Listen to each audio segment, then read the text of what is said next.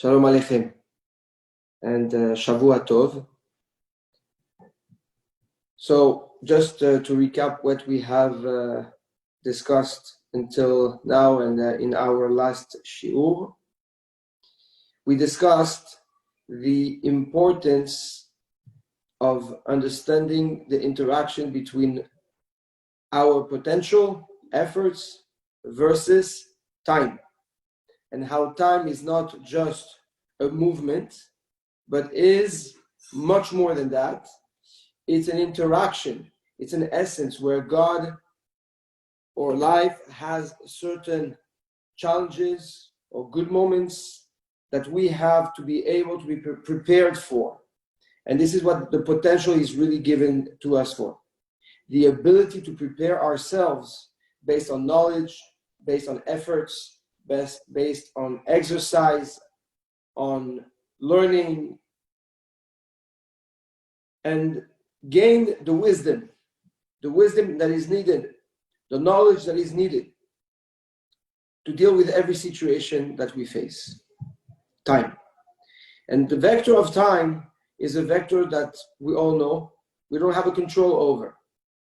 As we spoke, we said that basically time is not something we can stop, but it's definitely something we can control, we can influence, impact. And those are the situations every one of us face on a day-to-day basis. So here we have, if you want, two reasons or two factors that influence our lives. Factor number one, the one that's in total control, which is basically our free will, our desires, our instincts, the directions that we take, the choices that we make in life. That is one factor of impact that we have. The other one, we don't have control over what comes to us, apparently, but we do have control of how we deal with it. And those are the curveballs, in quote, that life has for us. The situations we don't expect, the situations we have to deal with, the moments we have to face in life. Some moments are nicer and more joyful, others are more complicated, painful. And these two factors need to coexist and need to create what we call our own personal existence, our own personal choices in life, history. This is how the Tov Shem Mishem Tov. This is the Tov Shem, the choice to have a good name, to have a good identity, to leave behind us a strong legacy. It's not just only by the actions that you choose to do, but also by the way you behave when you're in front of situations you don't control or you didn't expect. This being said, this leads us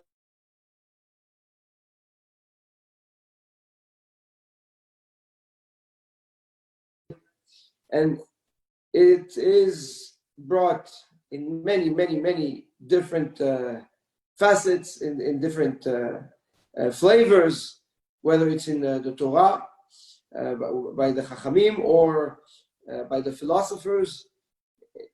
If we put it in two keywords, is we have the fate that you face versus you controlling your destiny. Your actions is basically what gives you the opportunity to choose and be in control of your destiny. And then the time, those moments that you're not expecting, that you're not in control of, that you didn't choose, we call it the fate, or we call it in Hebrew, the Mazal, destiny. So the question is, how does destiny and being in control can coexist? So here is the time for us to introduce what we really need to understand the concept of Mazal. Is there Mazal or there's no Mazal? Are we bounded to a fate, to a certain destiny, and it's something we cannot control and we cannot break and we cannot change? Or no, it doesn't exist? Or is there a hybrid version where both can coexist together? So people tend to believe that Mazal, destiny, is basically a story of humanity that has been written already and is unfolding as time goes on. And it is what it is, and everything is already written, and everything is already said and engraved, and it's a question of time before you know what's happening. However, I would like to bring to your attention the optic of the Rambam. Maimonides has a very important philosophy and understanding based obviously on the Torah of the definition of Mazal. Says the Rambam that the Mazal, the definition of the Mazal is basically the interaction between the laws of nature and the wiring, the physical wiring of a person. What do I mean by that?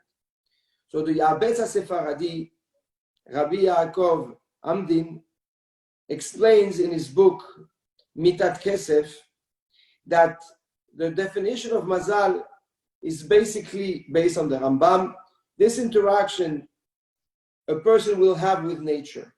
And how is this interaction defined? What it is controlled by?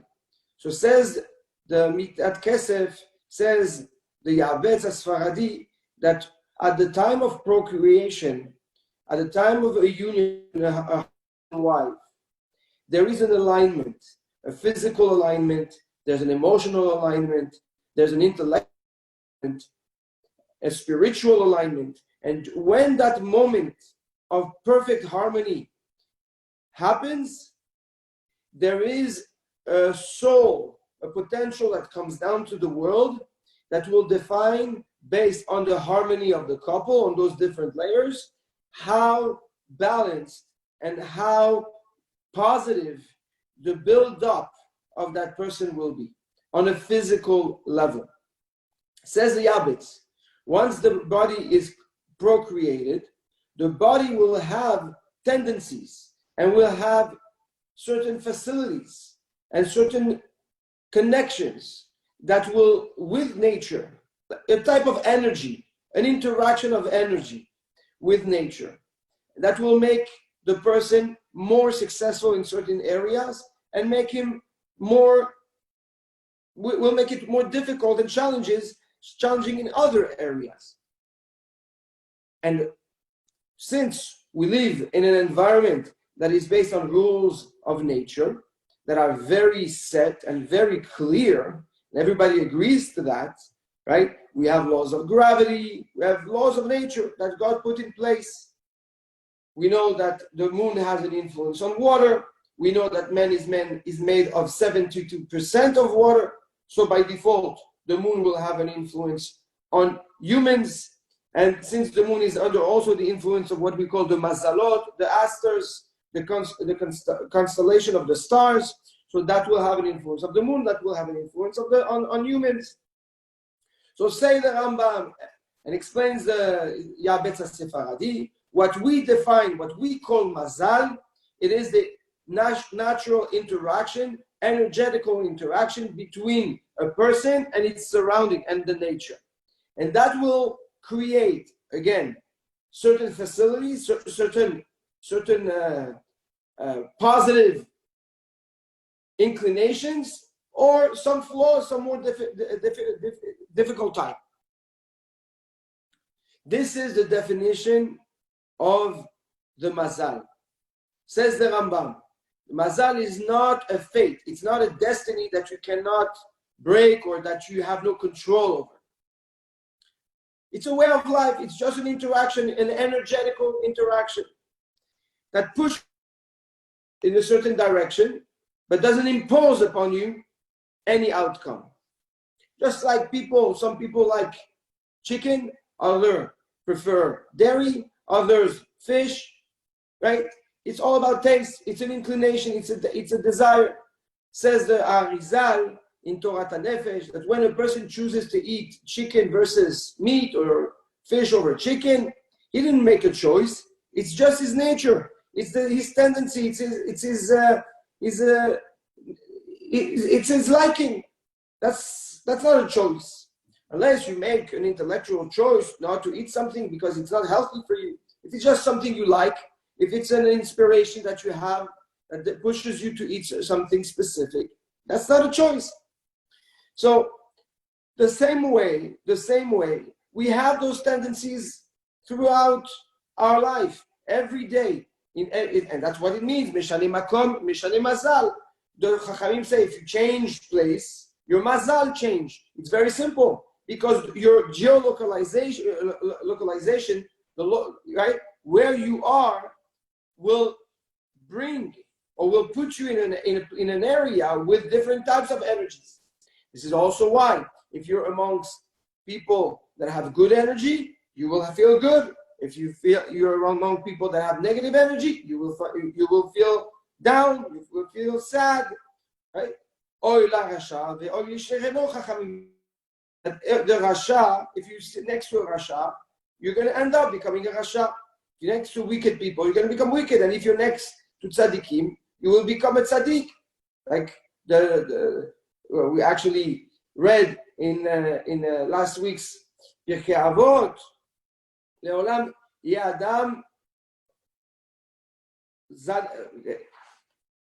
Al Yadam Rosh Hashuanim El Zanav La'arayot.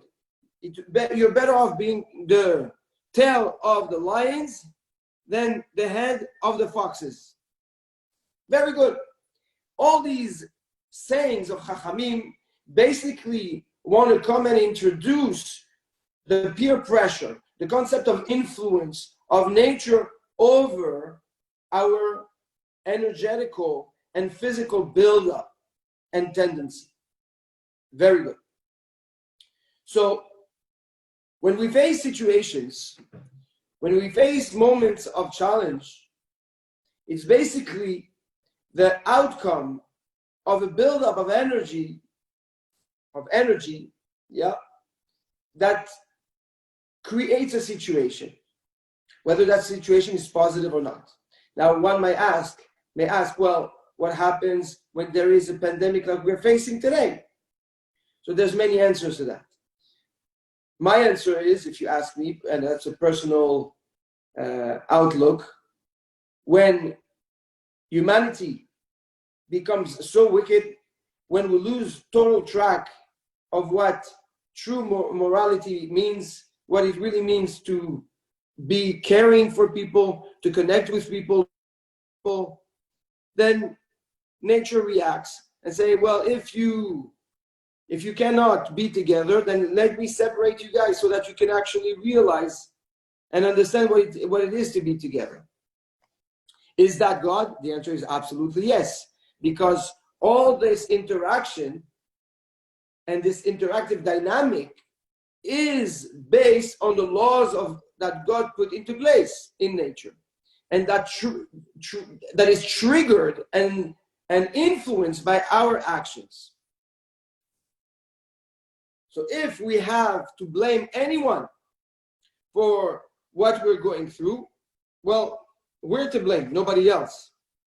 Each and every individual should blame himself, not the neighbor, himself, for being part of a global impact of negativity on creation.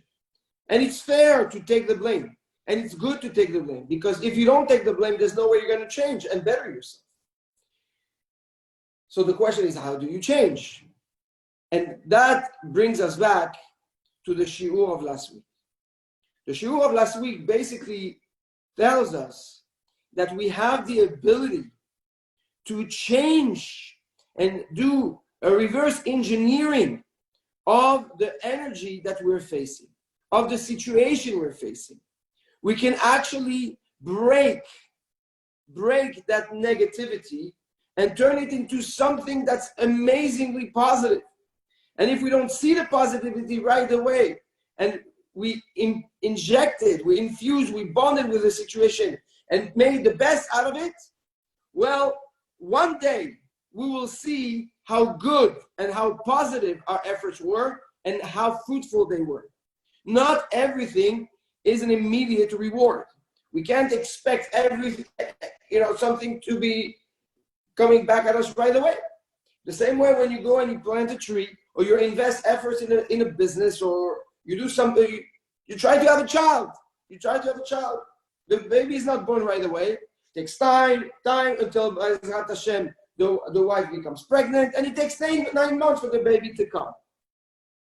So the efforts that we do, some will have an immediate impact, and most of our actions are a long-term effort that will yield outcome and benefits for ourselves, and if not for ourselves, for our families, our beloved ones, and the generations to come.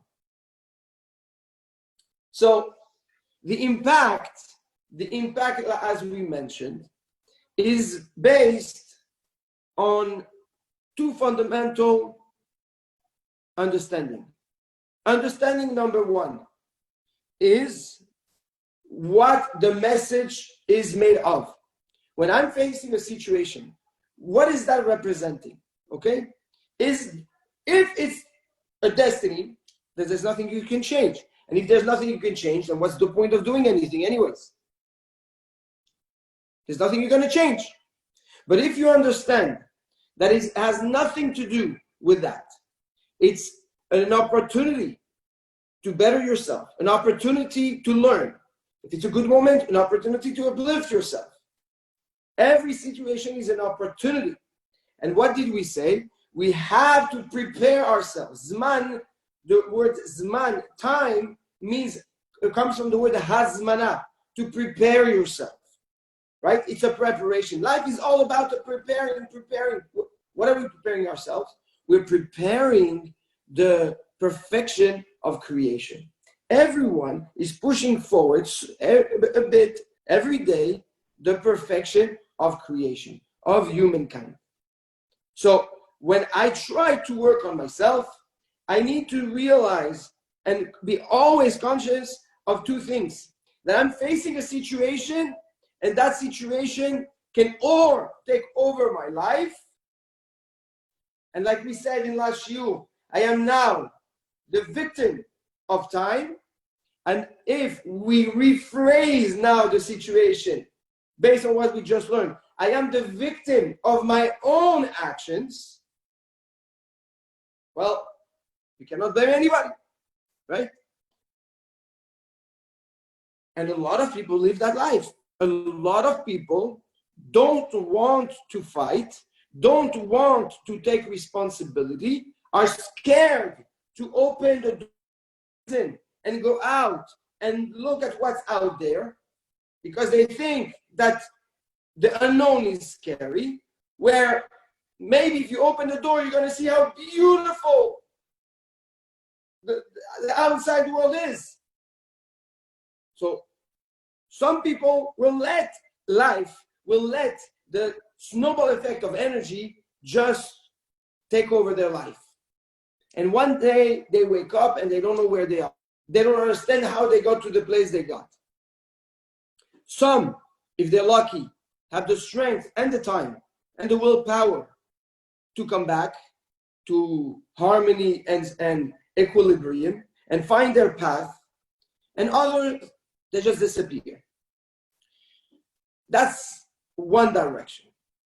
The other direction is to say, well, I understand that I triggered this situation based on my actions. When and what action would be great to know. This is why Chachamim tell us that a person before going to sleep should do what we call cheshbon hanefesh.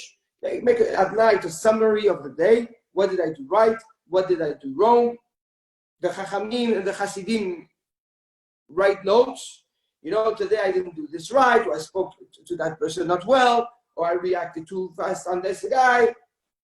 People make an accounting of their behavior so that if they face a certain situation, they can track back what action could have led to such a situation in order to be able to fix it. So the advice of the rabbis, of taking an accounting of your behavior, obviously not every second, although big rabbis used to do that, but that's not what we're talking about. Just measure events of your day will help you understand what to expect in terms of the time, the moments that you're about to face. To the point, where the Zohar tells us that on Shabbat, we receive the download of the entire week. And our behavior on Shabbat will determine how our week will unravel, will unfold. So this is another clear-cut proof from the Zohar Kadosh that a person controls even the moments to come. How? By his behavior. Happens to be that the capsule of time of the week is shrinked and focused on 25 hours that is called Shabbat Kodesh. So on Shabbat Kodesh, your behavior, if you're happy on Shabbat, if you're interacting on Shabbat, if you're learning on Shabbat, if you're appreciating everybody, if you're sharing, you love it. So you're going to have a beautiful week. If you're angry, if you're sad, if you are depressed, if you are confused, if you are lazy, then that's how the Mazal of the week, right? The fate of the week will unravel. Beautiful. So another source, the Zohar Kadosh, comes and tells, and if you want to check, it's Parashat Yitro, page 88. The Zohar comes and tells us that we are in control of our time. So now, when we face a situation, what are we really facing? We're facing the reflection of our actions in the past. So we need to know that this dynamic, that energy that we're facing that might seem painful, confusing, delightful, whatever it is the fruit of our own efforts, of our own actions. So now I can decide proactively to learn from the situation, which basically will make me reflect on my actions in the past, fix them, because I now learn what the outcome. It's painful, it was wrong, whatever it is. I better myself. I learn from it. I am in the moment, but not the moment. And from there, come out of it, and can now, by fixing the past. How? When I learned the situation that's in front of, what decision that me, I can now move forward. It's one heavy weight out of the way, unloaded. This comes from the power that is within us to be able to be proactive, to be able to choose what we call the koach ha-bechira, the choice, the free will, the ability to choose what we want in life, the ability to choose the direction we want to take. This energy, this power is everything that God wants. It is the essence of God within us. Come and create. Come and generate. The world is yours. If I'm not myself, who will be? If not now, when? Why live in the past and as a traumatized person, or in the future as a dreamer, when I can live the moment? And living the moment doesn't mean to be the victim of the moment. It means connecting to the moment and building from that moment.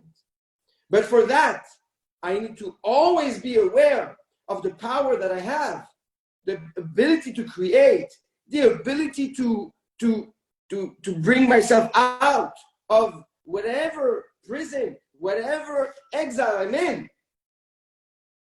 This is what is expected from us. This is what the Torah expects from each and one of us. Why limit ourselves, Rabotai? So now, if I bring back into the equation man, the interaction between man and himself, man and people, man and situations, man and situations he's not in control of, what we call the Mazal. Nobody should be fearful. Nobody should be scared and say, or broken, and say, oh, I don't have a good Mazal. No, that's not true. Nobody has a bad Mazal. Nobody has a bad Mazal. We all have the Mazal we choose based on our actions. It is true, some people have an easier time than others based on the tendencies, based on their build-up, like we said. And that, what can we do? It's based on the harmony, the love, the perfect alignment of the parents at the time of procreation, when they were in love physically, they were in love emotionally, they were one intellectually, they were one spiritually, and this brings a more equilibrium, a stronger equilibrium in nature. And if they were not so aligned, so it has an effect. This is why Chachamim tell us, Al tikra rasha ben tzaddik ela rasha ben rasha. If you see a wicked person and his father is a righteous person, don't call him wicked, the son of a righteous. He is wicked, the son of a wicked. Why? Because if he's wicked, it's because his father was wicked at the time of procreation. This is how far our actions go. So let's stop blaming everything else and everyone else and just accept a destiny blindly just because it is sold to us by people that want to take advantage, or by people that try to push this fear and this belief as what is called religion. The Torah, our Torah, God, all he wants is see us powerful. Nature is here to serve us, so that we can elevate ourselves, we can better ourselves, we can grow. There is nothing that can stop us. There is nothing that dictates our future. Zero. We do agree that we will have tendencies, have certain things that are easier than others. Yes, but that's it. The rest is in our hands. It's our control, absolute control. If we understand it, then now we can deal with the Mazal. We can deal with what is expected in our lives. We can prepare ourselves for the future, to expect what is about to come, because I know the power of my actions. This is a fundamental understanding we need to have clear cut in our mind, and not chas v'shalom lose focus and believe things that the intellect cannot accept. Rabotai, let's be the image of God. God made man to his image. And if he made us to his image, that means he made us with the ability to create, to build, to overcome everything, but with the ability to destroy. The question is, which direction do we choose? Do we choose to be inactive, to be muted, and by default destroy? Or do we choose to build and create, and by default to become to the image of God? So I want to wish you, each and every one, Shavua Tov. Let's be the pride of Hashem, the pride of God, and let's make sure that we are the ones that actually bring out to the world the light of truth and the beautiful power that has been injected in each and every one of us to exist, to live and create. Shavua Tov u'Mazal Tov. Love you all tremendously. Shavua Tov.